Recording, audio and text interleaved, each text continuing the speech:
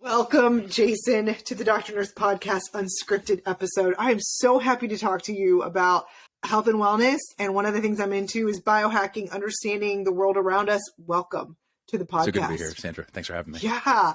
So I gave a brief introduction to who you are prior to the podcast, so my guests know you. But again, explain to my guests that are just tuning in. All right, what is it that you do? I mean, you do everything. What is it that you're not doing might be a shorter list to start with, but tell us what you're doing so that they can kind of get an understanding of where you're coming from. Thank you again for having me on the show, Sandra. I'm kind of an accidental expert when it comes to mold and indoor air quality. I've been doing it for 20 years, so by now I should have enough experience to own that role or own that description. As with almost every business I've been in, I had no business being in it until I was in it, and so I don't know if it's a combination of ignorance or arrogance, but that's what I tend to do: jump in and sink or swim. So when it comes to mold and indoor air quality, I am the founder and CEO of Got Mold, and so been in the industry for 20 years. I originally started on the inspection side of things, and I can go into the story of how that all came about, which is maybe for a longer podcast. But I got into the inspection side of things after a career on Wall Street. I had an awareness that came about after I decided to go do something meaningful with my life. And I was reading a story about a guy who got sick from the hotel where he was an employee. He blamed the mold in the building, and he had developed a number of symptoms that echoed for me. He had developed adult onset asthma at 40 years old, as well as all these allergies and sensitivities to foods that he had never had a problem with. And as I was reading this story, I had like a deja vu moment. I was brought back to my childhood. When I was around 4 years old, I suddenly lost a lot of weight in a 3-week period.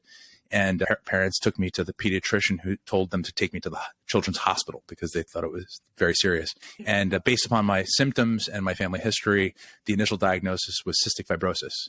And so my parents spent 6 weeks crying while they waited for the second opinion, which thankfully did not confirm that diagnosis. Actually, what they found that I had was asthma compounded by pneumonia, which led to my first big dose of antibiotics, which is another rabbit hole we can go down. But sure. And I was allergic to every single thing they tested me for. So it was grass, wheat, corn, eggs, dogs, cats, even cotton. And I grew up on a little non-working hobby farm surrounded by grass, wheat, corn, eggs, dogs, cats, cotton, and all that stuff. And so I basically lived in a wash in allergens, itchy my whole childhood. And quite frankly, a lot of that's blurry because I think I kind of blocked it out. It was, a lot of inhalers and all that kind of stuff. But, and I intuitively spent a lot of time outside and looking back in retrospect, kids, I think are better at intuition. They haven't gotten all the layers of judgment and fear on top yet. So I intuitively knew that outside was better than inside. And so I spent most of my in nature, despite the environmental allergens, it seemed to be better than inside. And then when I was about 12, my folks split up, which was good for everybody involved. And we moved out of that house. And all my symptoms went away. And I never thought about it again because it was all chalked up to what they call a spontaneous adolescent remission. And my grandfather had grown out of his asthma. And so they just thought it was the same with me. And so my mom died about a year later suddenly. And then I got Lyme disease a year after that. And so another big dose of antibiotics. And then through a series of sort of crazy happy accidents, I met a guy at the gas station where I was pumping gas after dropping out of high school, who recruited me to come work for him on Wall Street. And so that's how that happened. That was a total fairy tale. Definitely I failed Algebra 1. So I certainly I was not innately talented when it came to these things, mostly because I slept through it. But you're a Guinness World Record awardee, correct? Yeah. No, it was totally an accidental thing. I was 16 years old pumping gas, and a guy came in. I fixed his tire, and he and I started a conversation, and he gave me a huge and anyway, it went on to a couple of conversations, and he basically recruited me to come work for him. And I unknowingly, a year later, got my stockbroker's license under his tutelage. And I unknowingly at the time became the youngest licensed stockbroker in U.S. history. So it was crazy. And I didn't even know it really at the time. I didn't know until years later. Everyone around me was like, "Oh my God, this is so cool. You're so, you have no idea how much of a head start you have." And all my friends were still sitting there working on, Algebra 2, so, or more like trigonometry at that point, but at least. So anyway, but that I did that for 9 years. And throughout the entire 9 years, I always had a problem with the fact that my mother had impressed upon me the need to focus on improving the quality of other people's lives. My mom was a nurse. She gave all of herself to a fault, but she really indoctrinated me into the philosophy of service. And that is so neat. So Wall Street wasn't that for me, right? It was 9 years of me basically, making as much as I could. And, the only people that benefited from my success were, the people who I hung out with and the people who owned stores where I shopped. And so when I decided to go backpacking, and that's where I read that story about the gentleman with the adult onset asthma, the light bulb went on, and it was immediate to me. I became immediately fascinated with the fact. Oh, first of all, I called my father from a payphone as soon as I read this article, and I said, "Hey, Dad, do you think we had a mold problem at Old Trenton Road, which is the address where we grew up?" And he just laughed at me. He's like, "Of course, we had mushrooms in the basement. Why do you ask?" And my goodness, I just sat there kind of amazed at how flippant he was about it, because for some reason, intuitively, I knew also that like mold and asthma don't mix. But I said, "Do you think that was part of why I got sick?" And he said, "Well, it certainly couldn't have helped." And meanwhile, they smoked indoors, right? There with an asthmatic kid. That was the 70s and 80s. That was not for lack of love. It was just that lack of awareness, Exactly. I actually became fascinated, and I took a job working for a mold remediation contractor, doing it sales so that I could learn what was going on, and quickly saw there were a bunch of thugs and using chemicals instead of cleaning properly. And this is before there were any standards or guidelines or regulations or anything. So it was really the wild, wild west. And I decided that the best place for me to actually learn and serve was actually to develop an inspection company that was based on no conflict of interest, that was completely service oriented, to help the consumer navigate these waters and to protect them from the contractors, because the contractors were the most dangerous element in the whole equation. The contractors were people that were hired to clean your house of mold, but there was no way to regulate if they were actually doing it or not. That's right. And so my job was to do an inspection, identify the areas, to reduce the size of the remediation to the smallest possible scope, because remediation contractors want to do what? The opposite. They want the biggest possible, right? And so they have a conflict of interest. Even walking in the door, a contractor doing an inspection for you, that's not a free inspection. That's likely going to be very expensive. And so, what I decided to do was figure out how to create a buffer between the concerned consumer and the contractor who may or may not have ethical boundaries. And so I began doing inspections at night for people who were concerned, because I didn't have a business model. So I just started saying, "Hey, I'll help you if you need anything," and I'll come in. And I was learning how to collect air samples and all this stuff. And eventually people started saying, "Wow, this is really useful. I should pay you for this." Well, how much would, so it was really customer driven. And then people started paying me, and then a business developed out of that. And it was right around that time that I developed a curiosity in different technologies to find hidden mold. And I stumbled across mold sniffing dogs, which was just crazy enough to be brilliant. And it's a real thing, right? It's a real thing. They're good at it, right? So I ended up getting one of the first in the world, and one of the first certainly in the United States. Her name was Oreo, and she and I started in 2003. We ended up with a bunch of news organizations descending upon us in the first couple of weeks, and they were trying to debunk us, and instead they hid mold in the house. One particular episode was a Channel 6 Action News, and instead of debunking us, that we found the mold in like 3 minutes. Instead, they endorsed us, and I hadn't even set up an LLC or anything. So my phone was ringing like crazy. Doctors are sending patients to me, and I'm like, I guess I'm in business. And I never had to advertise again. And that a couple of stories of healing were so dramatic that we landed on Good Morning America, and we got invited to do Extreme Makeover Home Edition a couple of times. And then I've got like boxes and boxes of like big Rubbermaid, like those giant totes that you store ski stuff in, filled with zines and newspaper articles and books on working dogs, and college biology textbook we're in, like all this stuff. And it all just came from a mold sniffing dog and a recovering Wall Street guy. What was your company called at that time? I called it Lab Results, because we were using a Labrador Retriever and laboratory. Yeah, that's great. So it's called Lab Results, and then we went to go expand the business to increase our reach, because it was so much fun, but I couldn't do everything, and I certainly couldn't. And our phone was ringing off the hook, and I couldn't serve. I was getting 30 or 40 calls a day, and again with no advertising, and running myself ragged. And so I ended up getting control of the phone number 1-800-GOT-MOLD. That's a long story for another podcast. I got it from the Catholic Church, believe it or not. And seriously. And when they say it's a $64,000 question, I actually paid $64,000 for it. And the phone number is a question. So I actually have the $64,000 question. Isn't that funny? Isn't that funny? So anyway, so that was a great business for a long time, and would still be if it weren't for the fact that it just the ability for us our impact was limited by how fast we could expand with vans and dogs, and that, by the way, doesn't scale that well. Yeah. So it always frustrated me that our inspections were kind of out of reach of the average consumer. And so I began developing a few years ago a do-it-yourself test kit that would allow concerned consumers the ability to test their air without the conflicts of interest, the concerns about finding and hiring someone they can trust, and then also, just in an affordable way. And so that's what the Got Mold test kit is really all about. It's being able to give people the tools and knowledge they need to make better decisions about the air they breathe on an affordable basis. Yeah. So one of the things that I wanted to know was, I guess we'll dive into the actual way that your mold kit works, because I've used it in my house and I've gotten results, and it was so easy and it was so reassuring to know, okay, I don't have mold, we're good. Like, it was just a good feeling. But we'll go into that a little bit later. But I wanted to know, why does it matter to check for mold? Like, why is this a big deal? Why is this something that somebody shouldn't just like scroll through this podcast and just ignore everything and say like, well, I don't think I have a problem with it, I don't have any symptoms? Like, why is it something that you should check even if you don't have symptoms? Like, yeah, no, it's a good question. And by the way, I would hope anybody listening to this would already be kind of pre-filtered to care about mold, right? Because most people would probably not even like click on it if they right. Yeah. So I'm hoping that anyone listening to this already recognizes that mold growth indoors is a potential health hazard, and like that's like the baseline understanding that I hope I have with most people that I talk to, because it wasn't always like this. 20 years ago, when I started doing this, people would say, "Mold? There's a business? Like what is that? What do you mean?" And wives would spend 45 minutes on the phone with us to schedule an appointment, and the husbands would call to cancel.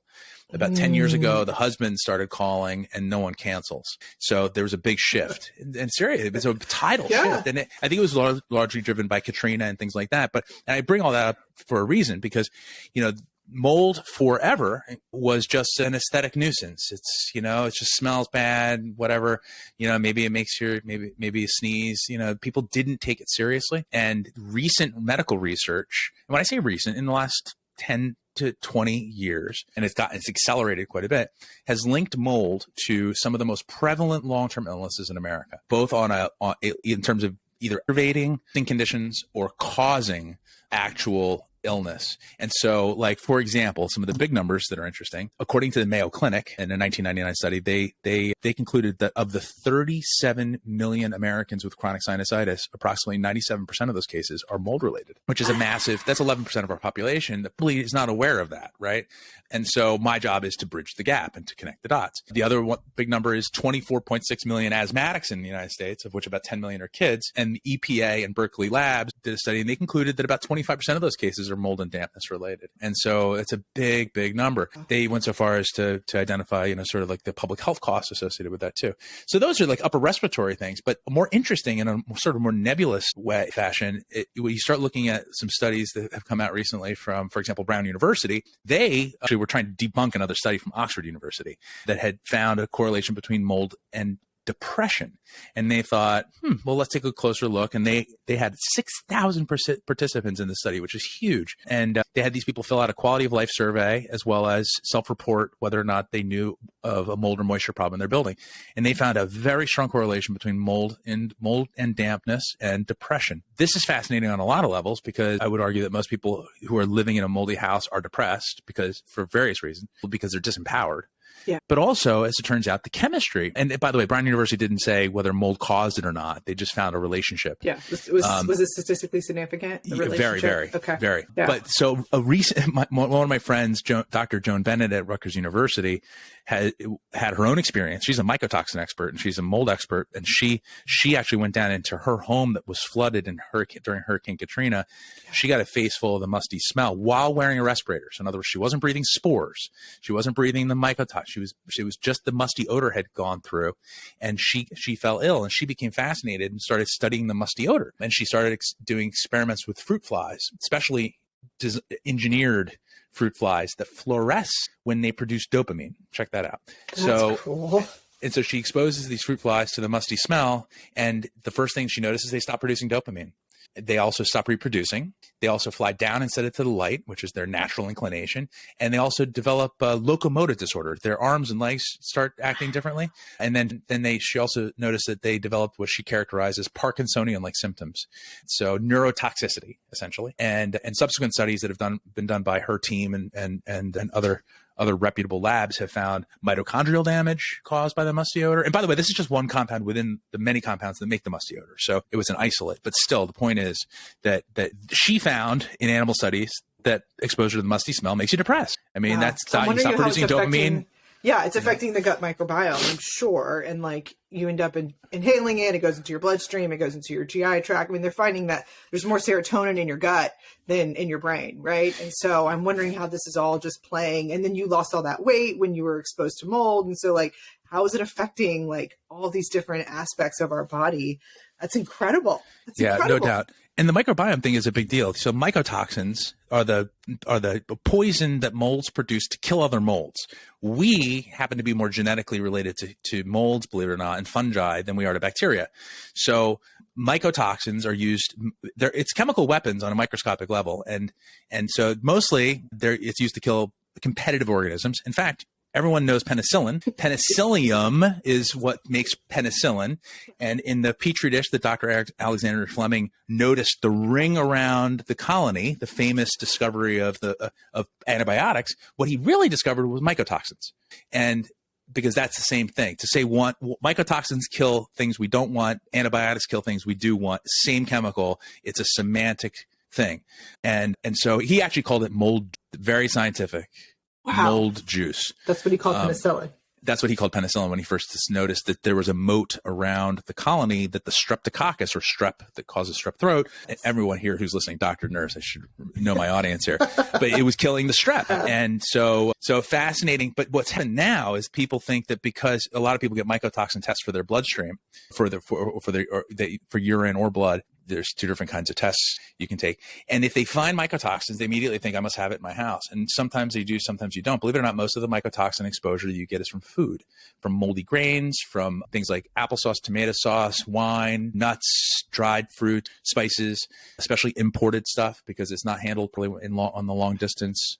And so that kind of mycotoxin exposure is particularly harmful for your microbiome because now you're talking about mycotoxins that kill bacteria in a dish. Right? Mycotoxins get into your gut, and we are microbial. We are 37 trillion microbes on average and about 38 trillion human cells. So we're about 50-50. There used to be thought that it was like a 10 to 1 or not a 99 to 1, I've heard, but it's actually more like 50-50 in terms of number of cells.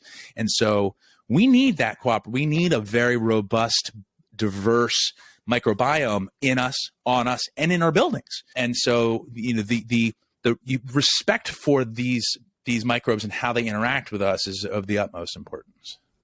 So interesting. Like listening to you talk, I'm just like, tell me more. It's so good because again, you don't realize, nurses in particular don't realize that we're in balance with our environment. We're in balance or out of balance with our food and the area and things around us. And so one of the things I want to kind of portray is, hey, listen, you're not just a worker bee, that you don't have to pay attention to these other aspects of your life and just your career, but you have to also look and see how you're functioning in your space. And so that's why I love having these conversations and just absolutely blowing my mind with understanding kind of how this can affect you. So what can you do to prevent? So for example, how do you test for mold? So say someone's like, okay, I want to know what's going on. I think maybe I have some of these things going on. What do they do to test for mold?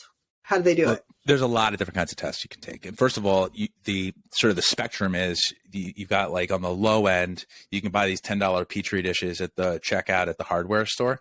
They are essentially consumer fraud, in my opinion, because they always grow mold and they don't really help you. They actually cause a lot of fear. I don't recommend those. In fact, there's a push to actually have those taken off the market. On the other side of the spectrum, you've got professional assessments through companies like my mold inspection company, right? And they can be $1,000 to $5,000, depending on the square footage and the number of tests you take. And that's not covered by insurance, and that's a cash pay, so it's cost prohibitive for most people. In the middle, there really isn't much, and that's why we endeavored to create the Got Mold Test Kit, because we were asked by so many people over the years if there was something we could recommend, and we looked and we couldn't find anything that we could get behind, so we decided to create one that would fill the gaps. But in essence, you've got three kinds of tests to oversimplify it. You've got air samples, you got surface samples, and then you've also got dust samples, which you could argue are also surface samples. Air samples look for various different things. You can look for pores, which is what the Got Mold Test Kit looks for. You can look for gases, which is the musty smell. There's another product out there made by a company called Home Air Check, and that looks for the musty smell. Those are the most reputable methods for collecting air samples. Surface samples are where people get into trouble. Tape lifts, swabs, and then of course if you want to bunch in dust samples, they get to be complicated because people think that if you find mold on a surface, that means you're being exposed to it. The stuff is not radioactive. Just because it's on a surface doesn't mean you're breathing it. Yeah. And if you find mold in dust, that's normal, by the way, because mold spores are a normal part of your environment. And that's a really important point. See, mold is a normal part of a healthy environment. In fact, there's a direct correlation between high biodiversity in the indoor environment, in other words, lots of different kinds of microbes, and low incidence of asthma, allergies, and autoimmune disease. The opposite is also true. The low biodiversity is directly correlated with high incidence of asthma, allergies, and autoimmune disease. So what does that mean now? In our modern day, post-COVID, where everybody's used a lavish amount of antimicrobials, Clorox stock has never done so well. And this is because everybody, and by the way, the nurses and doctors who are listening to this, stop using wide spectrum antimicrobials all the time. You need to have a diverse microbiome on you, in you, and in your buildings. And the reason that we have these problems, these resistant organisms, whether it be MRSA or C. diff, all that stuff, is because we use a flamethrower and we kill everything. And by the way, there are tens of millions of different bacteria, and only about 100 are known to cause really serious human disease. But yet when we talk about bacteria, it's a bad word. And this is factually incorrect. Bacteria and fungi are our friends, most of them. There are a few standouts that happen to get really serious headlines, but the reality is that's usually caused by an imbalance in our environment, not caused by presence of the microbe. Does that make sense? Yes. So you want a diverse ecosystem of bacteria around you so that it keeps everything at check and in balance. It's whenever that balance gets skewed that then you can start to develop disease. That makes sense. Right. Yeah. So, and that balance, and when it comes to our buildings, is moisture. Primarily, it's moisture. When it comes to our body, it has to do with once you break that commensal layer, which is this amazing mesh that we have all around us of bacteria that are literally like locking arms to protect. There's a sheath all around us, in our gut and all around us, that's protective. The moment we crack that sheath, we allow the other bad guys to get in there. And that's why you have leaky gut and all that kind of stuff, right? But when it comes to your building, it's not dissimilar. You have to look at the building as an extension of the immune system. Our buildings are a lot like exoskin, an exoskeleton. We wouldn't do well without them. A lot like a hermit crab, right? He doesn't do well without his shell. Yeah. We're the same way. And you could even argue the building as an organism. It's got a respiratory system and a circulatory system and a nervous system, and it doesn't really have an immune system unless you look more closely and realize that we're the immune system for the building. And when the building gets sick, we get sick. And then when the building heals, we heal. And so there's a real symbiotic relationship if you're willing to follow that philosophical meandering all the way down. But it goes all the way down. And so, testing for mold is really about finding clues. Testing is not about proving that you got this mold or that mold, finding out if you got the good mold or the bad mold, because by the way, there's no such thing as good mold growth in your house. You want a lot of microbes, you just don't want any of them growing in your house. See, you want to have lots and lots of microbes. In fact, if you take a deep breath right now in a healthy home, you'll breathe in potentially thousands of species, more likely in the high hundreds. But in an unhealthy house, you may breathe in under. And and by the way, some of the most virulent ones, because the only ones that are there that are survived all the antimicrobials are the nasties. Yeah. Right. Yeah. So you want that. And that's why I always tell people, run your air purifiers all day long, but when the weather's nice, open your windows. We don't want a sterile environment. It is counterproductive. We are part of nature, yet we've disconnected from it so significantly in the last few generations. Yeah. So your test kit, how does it specifically test for mold? And I mean, I've done the test kit, so I know how it does it. But for those that don't know, what does your got mold test kit do? Kind of walk us through that, and then where they can purchase it and buy it. So kind of walk us through how it works, and then walk us through how to get it if you're interested. Yeah. So if you were to hire a professional and they were to come to your house, they would come in armed with a whole bunch of different tools and equipment. And one of the things that you'd find in almost every one of their toolkits is an air sampling pump. And that air sampling pump is generally a braided device that's delicate and expensive, and it's mounted on a tripod, and it interfaces with a cassette like this called an aerosol cassette. And these aerosol cassettes are the go-to for professionals worldwide. This captures all airborne particles within a certain size range. So it captures mold spores and pollen and other things that you may not think are airborne, like human skin cells. There's lots of stuff in dust that you're breathing that you may not be aware of, but we find all that combustion particulate. So people who burn a lot of candles, we find that in these cassettes. People who have backdrafting appliances because they're ventilated, because things aren't doing, their combustion appliances aren't venting properly, that will show up. So this is a Swiss Army knife of tools, but we use it specifically to find mold spores, right?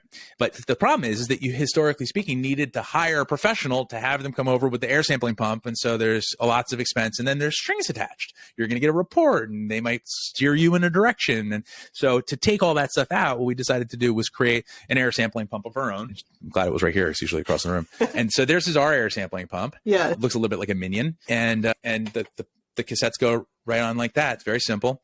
And this pulls exactly the same airflow rate as a professional pump that would cost $1,000. And again, it comes attached to a human usually that may or may not be in alignment with your needs and values. And so you run these cassettes, you run the pump. It's got a built-in 5-minute timer. It's very easy to use, as you can attest. Runs for 5 minutes. You put the cassettes back into the same box that from which they came, put it in the mail, and within 2 business days at the lab, you get a professional report from the #1 lab in the world. And text message to your phone. That was incredible. I got a text message and it just clicked the link. I didn't have to go down some rabbit hole to get it. Click the link. The report just pops right up on your phone. I was like, this is really nice. And it breaks down like all the different microbes, or I guess, the microbes of the different things that they tested for, and that where you were either negative or negative, which I thought was just an interesting test. And it was so easy to use. For those that are listening and not watching on YouTube, that, like you said, it looks like the head of a minion, and the little cassettes are just little round discs that go on top of the air. I guess what do you call it again? You had like the air cassettes, but the pump, the aerosol cassette. Oh, the pump, the air sampling pump. And so you put that on there, and then it samples the air from the different areas, and you have to label where you're pulling the air from, so that you can go back and understand. Okay, well, this was from this area of the house, and that was from this area. And then he also has you test first from the outside. So you kind of do like a control, and then you come inside and you test the areas on the inside, and then you send those cassettes back. And I'm serious, the results came back lickety split. It was pretty incredible. So I would love to have a shameless plug for your company so that people can reach out to you and connect and get a mold kit, talk about the cost. And absolutely. Well, thank you very much for that glowing endorsement. I didn't realize before we got on the call that you actually were also a customer, which is always nice. I love to have people use the kit before we have a podcast, so that they can really be more well informed. So it was refreshing that you said that. Yeah. So we have 3 different configurations. Here's the shameless plug. We have 1, 2, and 3 kits, as well as 1, 2, and 3 room refills. So this is one of the nice features, is that this pump, once you have it, it's yours. You can either lend it, you can keep it and retest, and the refills are $50 less per room, per configuration. So it's a $199 for 1 room. That includes the pump, $249 for 2 room, and $299 for 3 rooms. And then once you've got the pump, you can buy refills to retest, and it's $50 less. So it's $149 for 1 room, $199 for 2, and $249 for 3. A lot of people will give this to a friend, will lend it to their friend who's a teacher who can't seem to get the inspector into their classroom, or if they're a renter, they'll give it to their neighbor because they all have the same crappy landlord that won't respond to their water damage issues. And so, people are using this tool. It's turning into a lever for change, which is kind of cool. And so it's diminutive in appearance, but powerful in its potential. Yeah, that is so cool. Yeah. So we created a little welcome page for your listeners, which is at gotmold.com, Dr. Podcast, all singular, Dr. Nurse Podcast. Okay. And there you will find a couple of things. Number one, we have a link to an ebook that we produced, which answers a lot of people's initial questions about mold. So it's about 45 pages. It's got inspection checklists. If you use it and follow and go through your house, you learn more about your house than you probably ever have before. Much like our bodies, many people aren't familiar with what's going on until you stop and look. And a lot of people don't know about the mole in the middle of their back, or, this thing that's here that they never felt before until it's a little bit bigger than they were hoping it would be, Yeah. like get familiar with your body, get familiar with your building. It's the same kind of thing, And so the inspection checklists are very valuable. And then of course there's also a bunch of FAQs. And so for people who are just getting started on their mold awareness journey, that's a really useful tool. And that's at gotmold.com/nurse, Dr. Nurse Podcast. There's also a coupon code for anybody who wants to buy one of our test kits. And I'll give it to you verbally here. It's Dr. Nurse 10 in case you just want to go to gotmold.com and go from there. But that gives you a 10% discount as a way to say thank you for listening to the show and to thank you for having me. Yes. No, thank you for coming on and sharing. And I wanted to know, because this is one of the things that popped up. I had two questions that popped up as I was talking to you, and they'll be really quick.